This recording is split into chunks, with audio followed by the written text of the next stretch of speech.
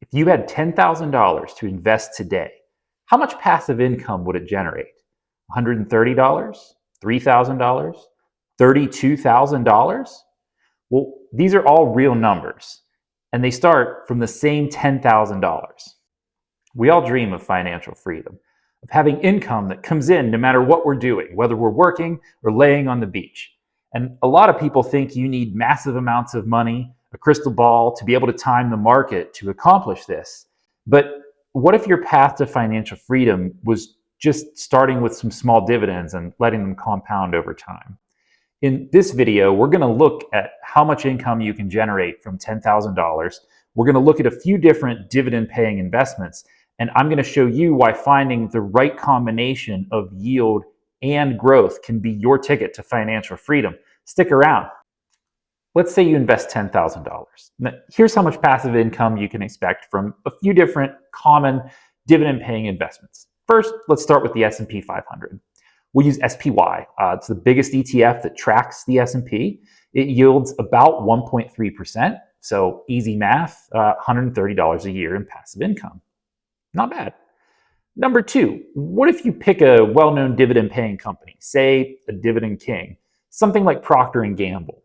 You know this company. They sell all kinds of household products. You've got things from them in your house right now. Their yield right now around 2.5%, so $250 a year. Better than the SPY, but let's pick something interesting. Let's say you want a lot of dividend income right now. You go for something like a covered call ETF, something like JEPI, JP Morgan's covered call ETF. That yields about 8.2% a year right now, so you get $820 a year in passive income. Now, not life-changing, at least not yet. But the magic of dividend investing is never in year one. It's what happens over time.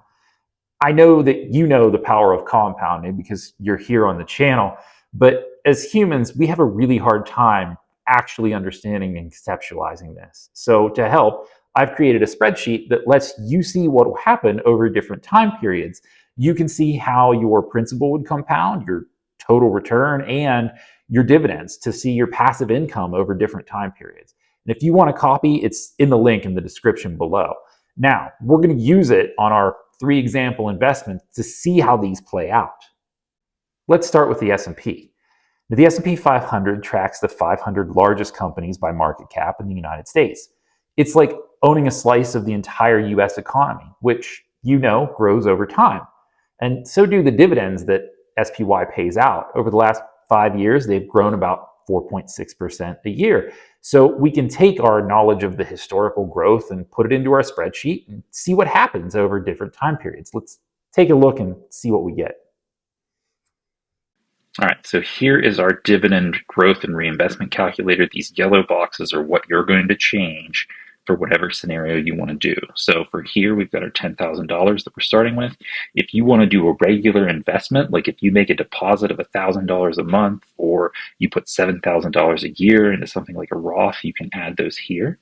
This is your stock price appreciation. You've got to take a guess at this, your beginning price, your beginning dividend yield, and your expected annual dividend growth rate. For these examples, I'm basically using a 5-year CAGR for everything. So this is already filled out for SPY, but let's go ahead over and take a look. This is what we get for SPY. Here's our price appreciation over 5 years.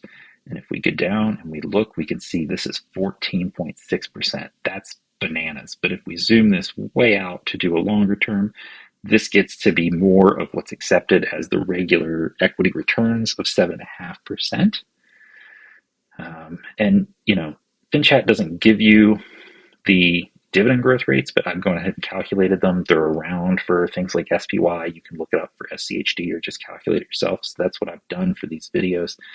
The other neat thing is you can see this pie chart of all the holdings. You can see how broad your holdings are when you buy the S&P 500. These are just the top 20 holdings. All companies you can recognize, all pretty big names. You can see right now, you know, you hear about the concentration. You can see it: 7% NVIDIA, 7% Microsoft, 6% Apple, 4% Amazon. And pretty quickly, you know, Berkshire's below 2, Alphabet's below 2, Eli Lilly, Visa below 2. Pretty quickly, these all become smaller parts of your holdings.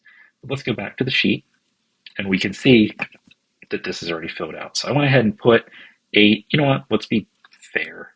Let's put 9. Let's just be generous. 615 is our beginning price, a 1.7 yield, a 4.6% dividend growth rate. I have left all of the calculations on this first sheet. They're small, but they're here, and you can look at every single year, kind of a summary of what you've invested, how many dividends you've reinvested, your cost basis, your capital gains, your total value, and these are totals. So you can see the total you put in, the total dividends you receive, the annual dividends you receive. But the easier way to look at this, I think, is the dashboard that I created. So this shows us a chart of different breakdowns. So you can see here, this is your total value of your account. This is the capital appreciation. This is the total that you've invested. So this includes your initial 10,000 plus your dividends reinvested. This is your total dividends, and then this line down here is flat. This is your contributions. So you can see with SPY, our dividends grew some, this red line, but most of it is this capital appreciation that gets us to our total balance. And if we go over here, we can break down each year. So after year 1, we've got $11,000. We get a $171 dividend check. And for each one of these, I went ahead and put your monthly passive income too. So that's pretty cool to think about, a monthly paycheck from owning SPY or Procter and Gamble or whatever. But let's see how this grows. So year 5, you've got 16,000, and your dividends you get $217. By year 10, you've got $27,000, $300 in dividends. By year 20, you've got $70,000 in your account. You get $500 in dividends, or about $40 every month. And by 30 years, you've got $176,000. You're getting $832 in dividends, and your monthly passive income, you're getting almost $70 a month. Now, some of you, because, I used kind of a low growth rate here. SPY has done 15% a year. I think that's probably unreasonable over the next 30 years as an average. But, let's say it does 12%. Let's put that in. And let's see just where we wind up. Now, we know that the dividends aren't going to change, but let's see the total, $370,000. So you can see this growth rate really changes this total account value. And it would be the same thing if I changed the dividend growth rate. This isn't accurate, but let's say all of a sudden that we expect SPY to grow the dividends, 8% a year. Be nice if it did, but we're up to $2,100 by the end of 30 years here, and nearly $200 there in monthly passive income. So you've gone from $170 a year to over $170 a month. Not bad. All right, so investment number 2, Procter & Gamble. As I said, these guys. They make all kinds of household products, razors, toothpaste, soap, detergents. They're a dividend king. Procter & Gamble's raised its dividend every year for more than 65 years in a row. Now, we know it's got a higher starting yield than the S&P, so let's put that into our spreadsheet and let's see what happens with it. All right, so we've done SPY. Let's go ahead and do Procter & Gamble. So this part is going to stay the same for everything. We're going to do $10,000. We're not going to add anything. But let's take a look and see how Procter & Gamble has done. We can check that out here on FinChat, and we can see over 5 years the stock price hasn't changed a whole lot.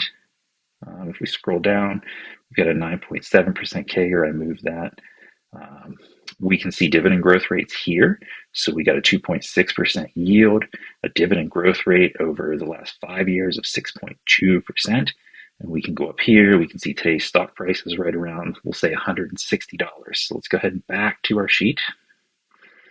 And let's fill this in. So stock price appreciation, historically over a longer period, that's about 6.3%, which actually happens to match this dividend growth rate, which you will see in these long dividend paying companies with these long histories, that this dividend growth rate and this share price appreciation tend to become very close. The 5-year CAGR is 6.12, 6.3 is the long-term growth rate there. So we'll just use 160 a share, and our starting yield was 2.6. Now, our spreadsheet's done its magic. Let's go over to the dashboard and let's see where we're at. You can see here, we've got almost 11,000 in our account after the first year, and we're already at $262 in dividends each year. By year 5, we've got 15,000. Our dividends have grown to almost 370. In 10 years, we're at 610. $23,000 is our total account. By the year 20, we've got almost 56,000. We're getting $1,300 a year in dividends, and after 30 years, we're getting $3,000 a year in dividends and $130,000 in our account. So you can see, think about your yield on cost here. You put in $10,000 to start, and now in 30 years, you're getting $3,000. That's a 30% yield on cost, right? I mean, that's pretty impressive. And if we look at the growth chart, we can see that the capital appreciation, we got some of that. But if we look at our total dividends, this line is bending up more because we started with a higher yield and we had some growth. All right, investment number 3. JEPI is a high yield covered call ETF. It's great for dividend income now, but it's not so great for dividend growth later. The dividend has actually declined 1.3% a year, and the price growth is about 2.4% per year based on its history. Now, it's not that long, but those are the best numbers we have. So let's go ahead and put those in the spreadsheet, see how this plays out. All right, now let's do JEPI. So JEPI is a little different. Again, this stays the same. Our stock price appreciation much, much lower with this. So historically, that's been about 2.2. JEPI's beginning price right now, I'm going to go ahead and use the decimal. It's about $56.66. The starting yield is roughly 8.2. And the dividend growth rate has actually been minus 1.3. So let's see what happens here. First thing I noticed, look at this. Even though our growth rate declines, our total dividends actually go up, and we're actually going to see appreciation out of JEPI. Not what you expected, maybe? That's the power of that dividend reinvestment. So let's go ahead and look. So we've still got $11,000 our first year, but much higher dividends, $845. By year 5, we're getting $1,000 in dividends, and our account balance is still up, $16,000. 10 years, we've got almost $25,000. We're getting $1,400. 20 years, we've got $50,000 in the account, so we've nearly doubled, and our dividends are up as well, $2,000 a year. And then finally, in 30 years, you're getting $2,500 a year in dividends, and you've got an account balance of $88,000. So there's some interesting numbers in there. But what if you hit the sweet spot? What if you got a high starting yield now and good dividend growth over the life with some capital appreciation? Well, there's one pretty well-known fund that's done that, and that's Schwab's dividend fund, SCHD. Let's go ahead and put some numbers for Schwab's fund into the spreadsheet, and we'll see how that looks. All right, SCHD, still not reinvesting anything new, still starting with $10,000, our stock price appreciation. Let's go over to FinChat and see how SCHD has done. Now I've got this zoomed out to the max. If you look, this is price appreciation. We've got an 8.8% CAGR. So let's go back to our spreadsheet and let's put that in. We're going to do 8.8% a year. That share price was about $26.40. Our starting yield is about 3.9. And SCHD's 5-year dividend growth rate has been 10.87%. Pretty impressive. Spreadsheet does its thing. We go here, look at this chart. Look at this. Total value of the account up. Total capital appreciation up. But look at this. Look at our dividend line. Look at the growth. Look at this total invested. That's all those dividends going back in and growing that account for you. So let's see how we do. Year 1, we've got $11,000, $395 in dividends. Year 5, $18,000 dividends, almost $700.